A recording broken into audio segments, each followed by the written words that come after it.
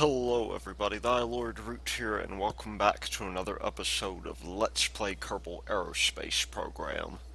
So, the name of the game today is Tiny, and by tiny I mean under a couple, or maybe a ton or so.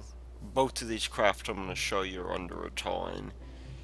I meant to hit the runway there, but no matter, we'll start out with our first craft here, the Microraptor A1, which actually has a pretty interesting little deal. I just need to make one or two adjustments here.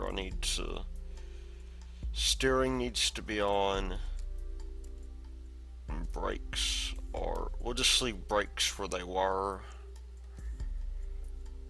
But we'll go ahead and we'll launch this thing. This is a UAV, which I don't believe we've done. We've only really done, really manned aircraft. And so this was originally going to be an SSTO, but with the 1 ton limit that I imposed on myself, it just didn't really make all that much sense. And it can take off just about instantly because of the amount of lift it has. It's actually really fast too. In fact, it may be best for me to really go into chase cam here, as disorienting as it is. Or maybe not. I'll turn on fine control to help.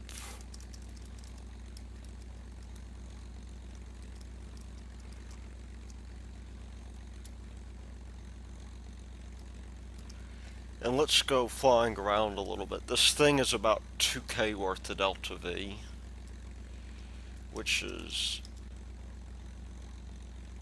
not too terribly bad considering the circumstances. Again, I almost thought about trying to get it to be an SSTO, and the trouble I was running into there was that in reality, yeah, I was gonna actually have an electric engine here, and I just could not get the electricity to come fast enough in order to deal with um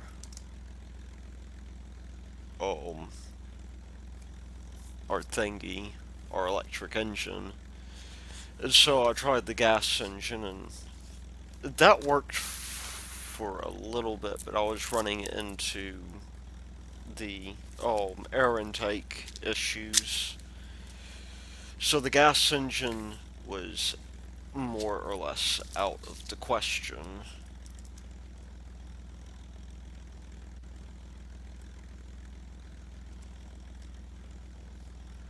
But as you can see,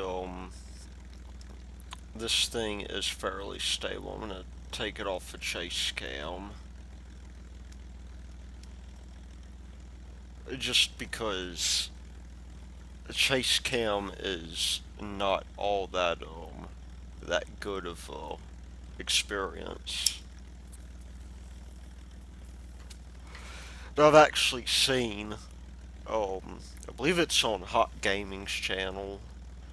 He has an interesting mod, and a lot of y'all be saying, well, Hot Gaming doesn't do mods. He's actually come out instead. He does some that are aesthetic mods like that, like the plugin that I'm referring to. But what it does is it uses your velocity vector rather than your vehicle orientation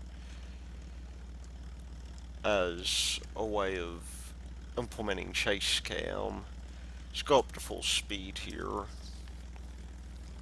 This thing is actually really fast for its size, and it's about 850 kilograms. So it's right under a ton. And I probably could have made this thing go a little bit work a little bit easier. But with that having been said, I think, we're more or less doing okay here. I'm not entirely sure if this thing could circumnavigate Kerbin. If I got to a high enough altitude, maybe. But not as it stands. Now, there's something that I'm rather interested in seeing with Hat. With Hat Mark 3, we barely made it to the runway, so I'm beginning to wonder if maybe there's a better way to test that, and that may be the case.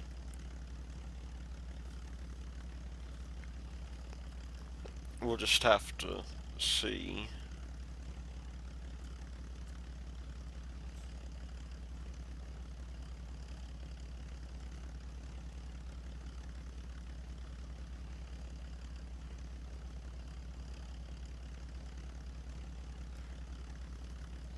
I mean, we definitely do want to hit that runway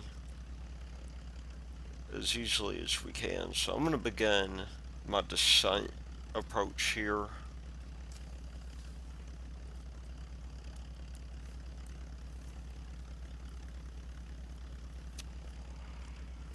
And what I'll do is I will go on through and try to land here. We'll throttle down a little bit.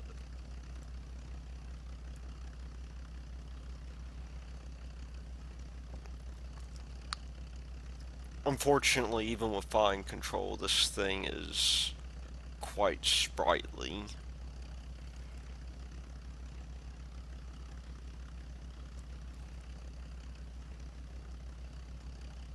I'm gonna come on down here, and looks like I'm a little bit off.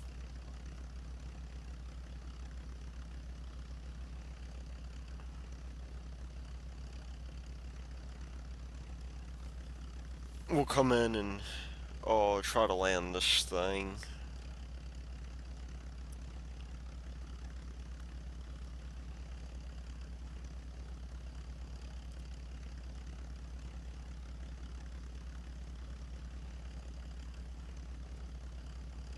Although in reality, I need to begin thinking about pitching down.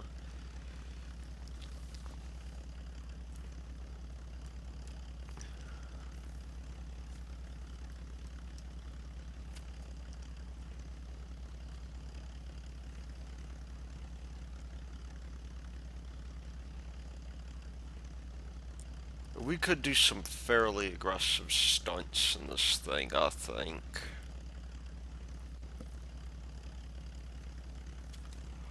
Given how easily it takes off and everything.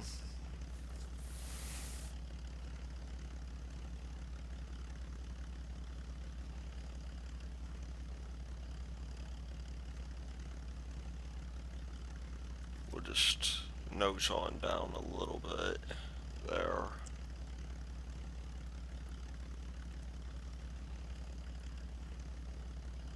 In fact, we'll use our trum to begin lining up here.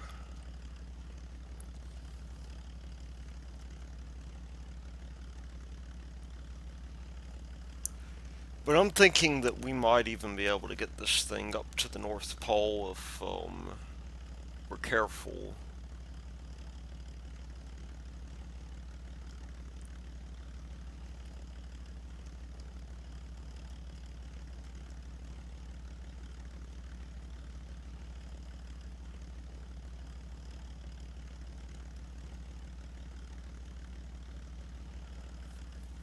So let's see if maybe we can't get close enough in and aligned. That's one thing that I seem to be having a ton of trouble with lately. And it's a little bit difficult to do this because there's no cockpit view. Well, we can fly this thing as aggressively as we need to.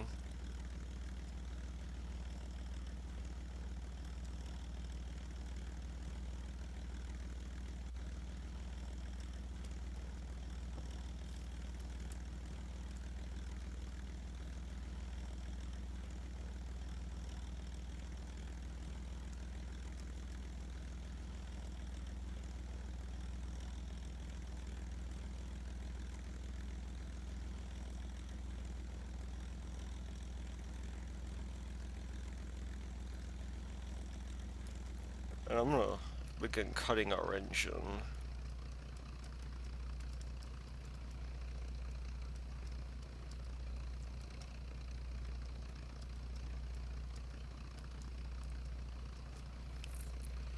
And hopefully we'll get in line here.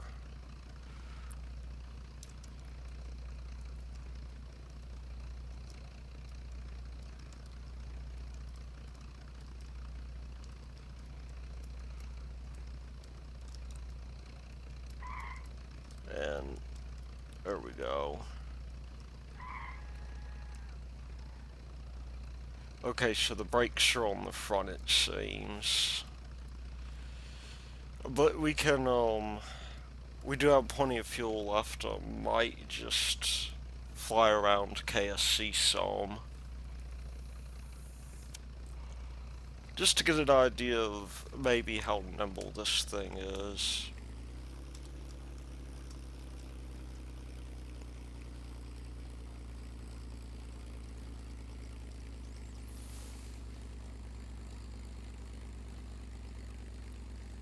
This is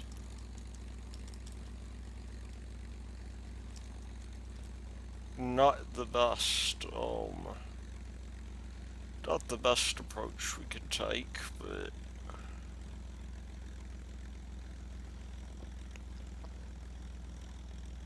you know, so let's, yeah, I'm beginning to, might help if I bring my gear up just a little bit.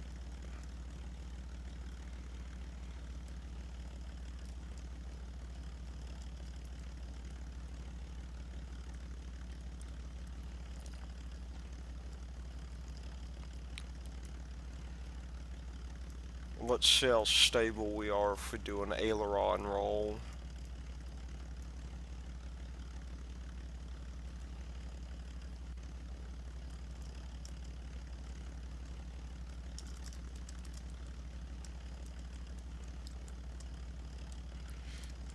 If we do maybe something like this.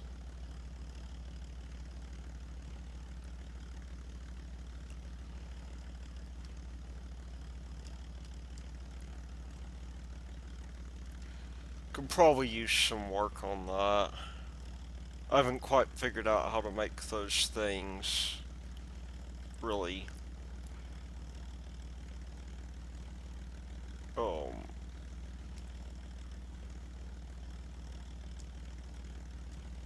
really work the way I want them to.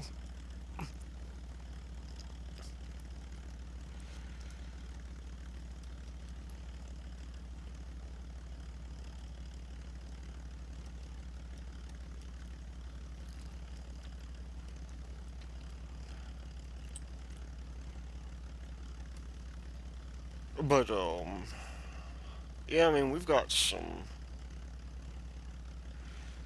well, now we've got some stability issues here. And we're not going to be able to turn on SAS to help with it.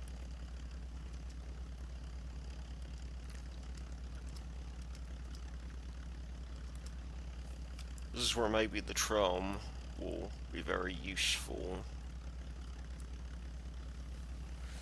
We are pretty high up at the moment.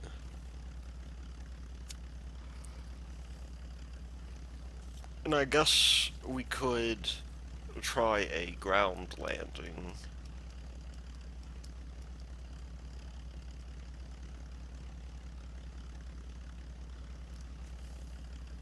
At some point. I mean, we'll have to, pretty much.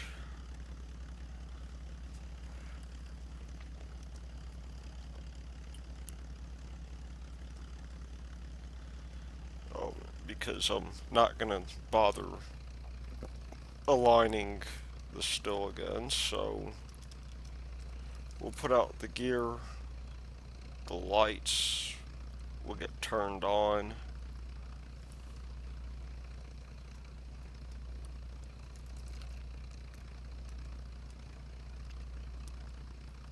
And we will again descend.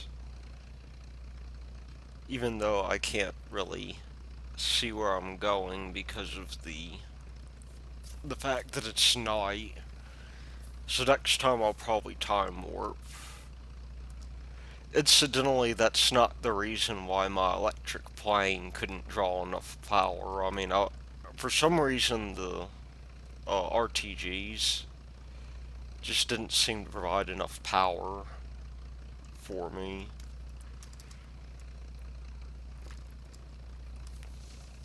Or really, they didn't change the power whatsoever. And so I was getting to the point to where I really was not able to get the sort of deal that I wanted. But this thing is actually pretty nice. I mean, you point in the direction you want to go, and you pretty much go there.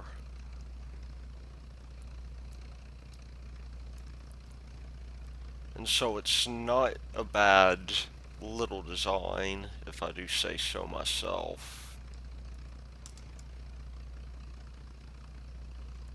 Of course, I'm somewhat biased because I designed it, so of course I'm going to say it's a good design, but I mean, you got the idea, right? We are probably a bit nose heavy at this point.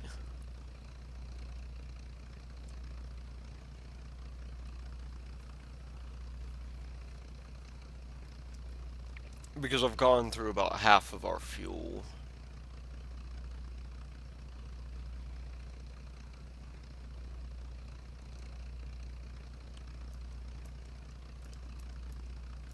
And this is probably where a joystick would be handy. I'm gonna try and line up with this hill some.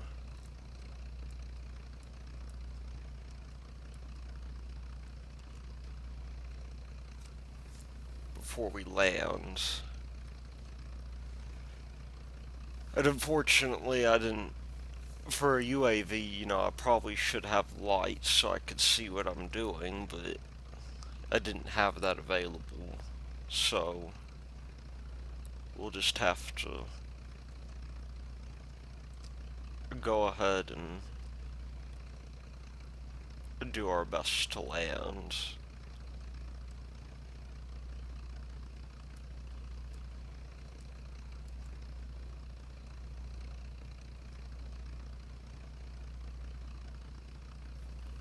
And we'll just, you know what we'll do, this... I guess the propeller's still going, just because it's, the daytime or whatever.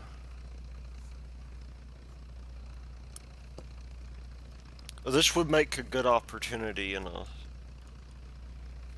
I guess in a career mode game to get science, assuming you had all the um, airplane parts or whatever that you needed. I've actually always sort of thought that there needs to be a tech tree which starts out with planes. Because Well, I guess maybe the Kerbals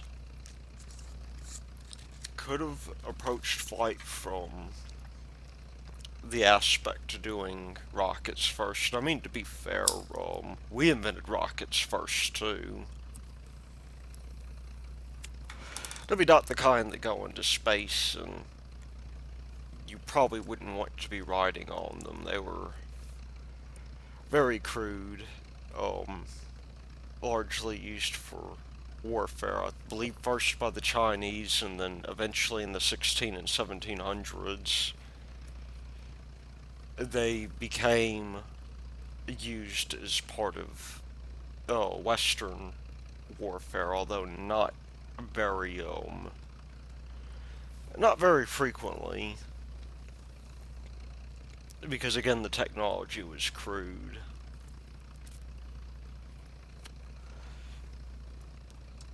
I mean, just to give you an idea, the missiles weren't invented until like the 30s and 40s. Nobody Goddard had his rockets, of course, his liquid fueled rockets, and there's actually a really interesting story about that. The New York Times, back in the 20s when Goddard was experimenting with these rockets, more or less slammed him for having the audacity to suggest that reaction mass could work as a means of propelling a spacecraft in a vacuum.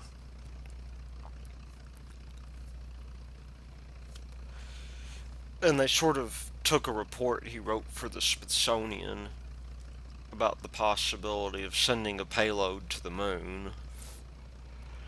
And they're like, well, this guy's got his head up in the clouds. He can't, you know, really be all that smart because hasn't he heard of Newton's second law?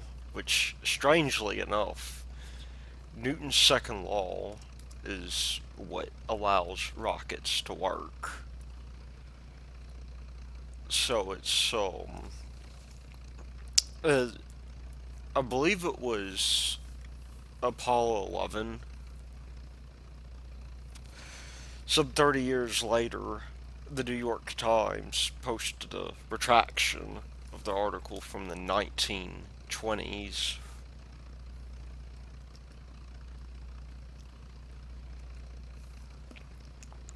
But other than that, we haven't had missiles because a lot of the earlier rockets for spaceflight were actually based off of ICBMs. In fact, the R-7, which has been used by Russia since the 50s,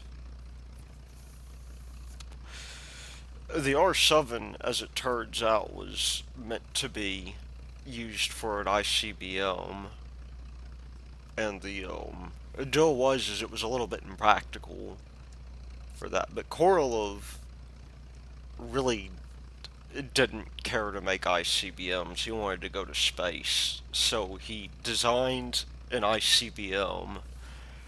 It was perfect for carrying a spacecraft, but not for a nuclear warhead. Landing is going to happen pretty soon, I believe.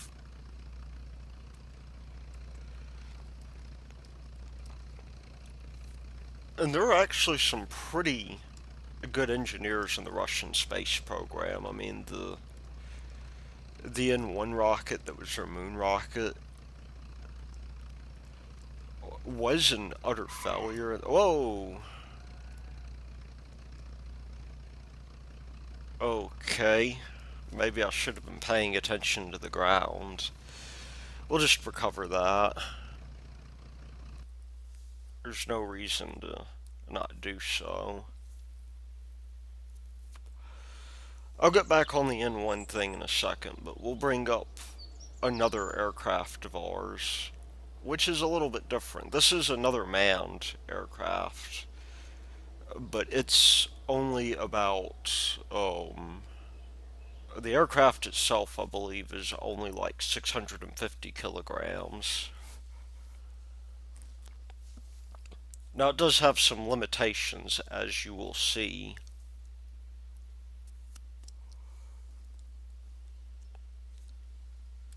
Basically, the first one is that we have this command seat down here that we need to get to somehow. And so I had to find a way to do that because, as it turns out, you can't directly place Kerbals in the command seat. Well, that's all well and good, I suppose. But the second one you'll probably notice is that aside from our exploding capsule, is that this thing is having to use rocket fuel because in terms of um our engines, it just wasn't possible to fit anything else on there. And as a result, we have to carry oxidizer. That presents a couple of problems of its own. The first one being that it makes the craft heavier. We probably could have gotten much better range out of this if we could have used an air breathing engine. But the second is that this thing actually only has like 200 or 300 meters per second of delta V.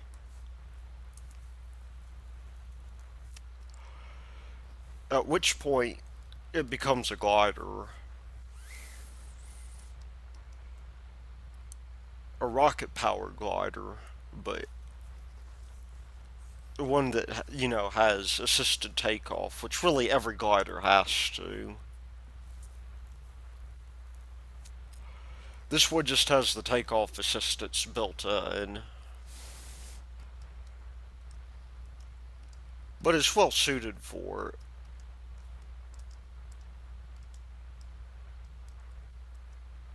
And we'll just turn on fine control here because this thing is also very sprightly.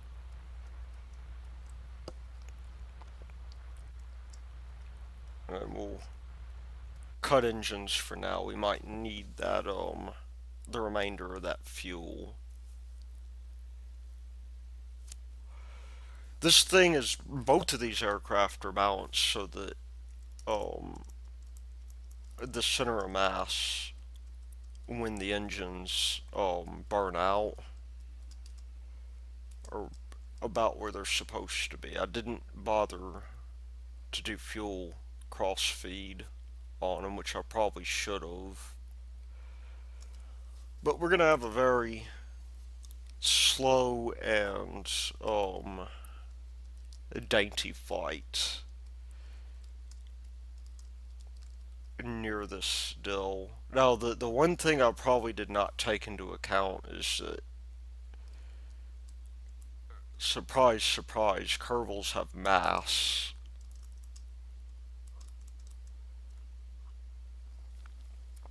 And so he's probably causing the nose to come down a little bit.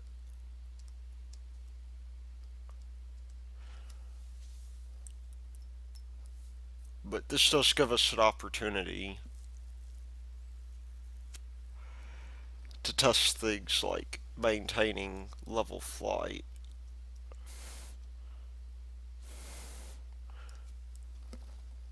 without any engine power.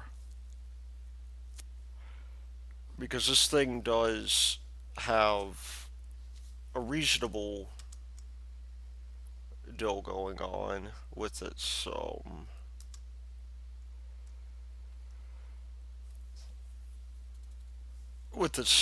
thingy.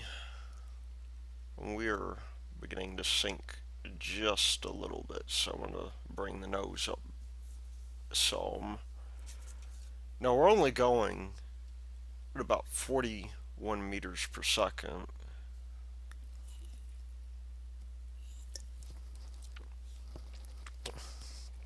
It's actually a little bit faster than you might reckon.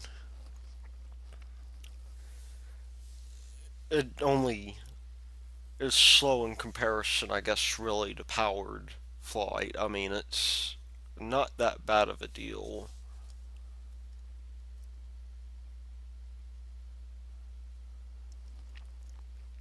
But we'll have an opportunity here to try to land this thing.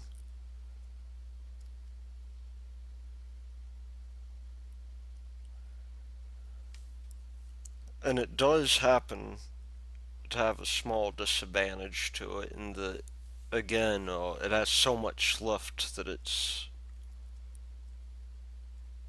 a bit difficult to keep the, I guess to keep the velocity vector from, from really, you know, pulling you up when you're trying to land.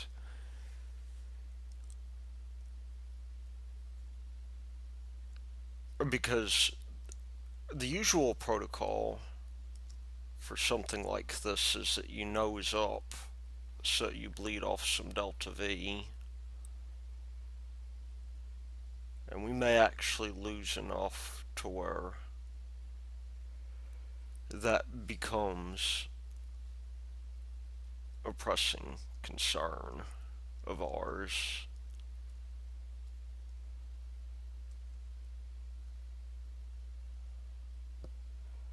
But this thing has a tendency to want to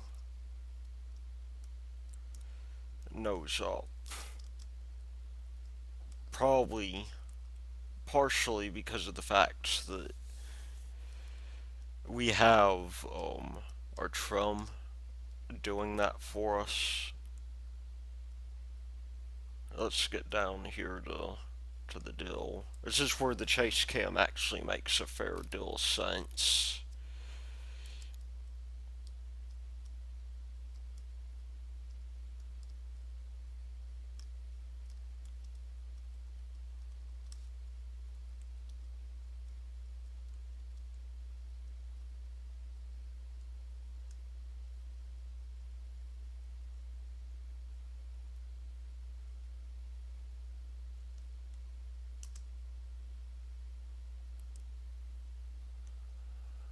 And I'm beginning to think we'll probably miss the runway. Whoa. Well, that's no good. I just induced some roll with my pitch.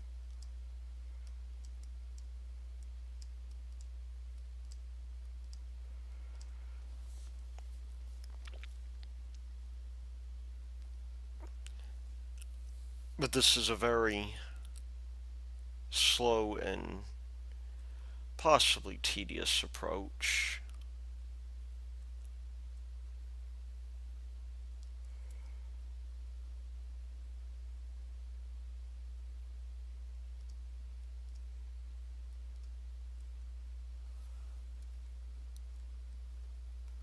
And by flying this way, we will probably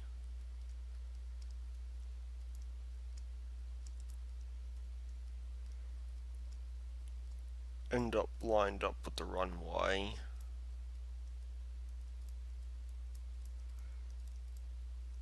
Or that is the hope, anyhow.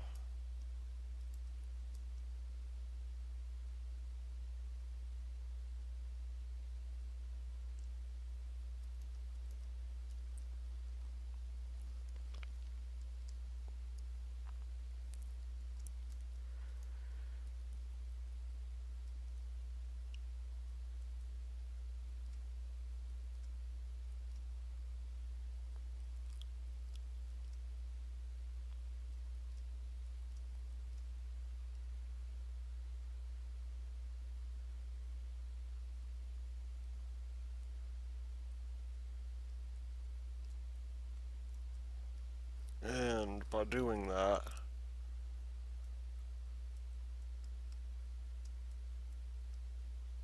we have probably set ourselves up for some amount of failure here.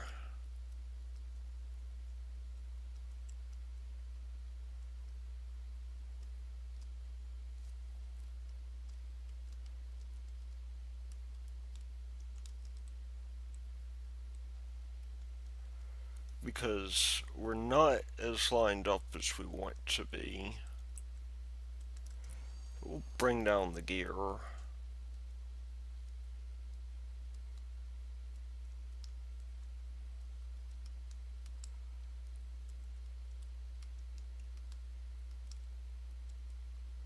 And attempt a landing. We're running very quickly out of runway here.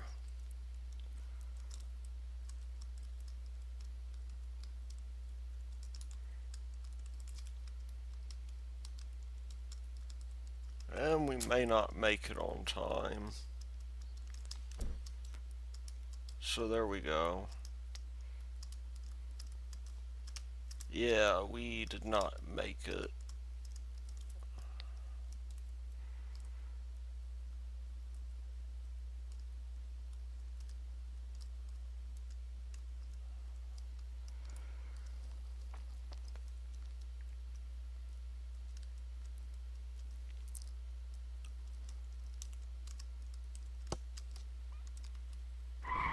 Oh.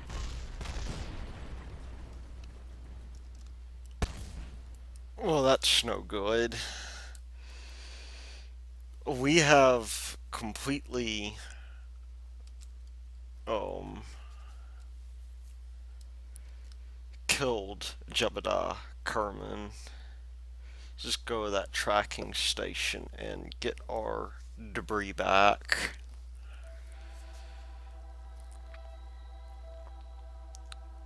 That's not the easiest thing to fly though, because as you can see, it is difficult to get it aligned in the first place because you don't really have that much in the way of range. But at any rate, this has been the Lord Root, and I will see you next time.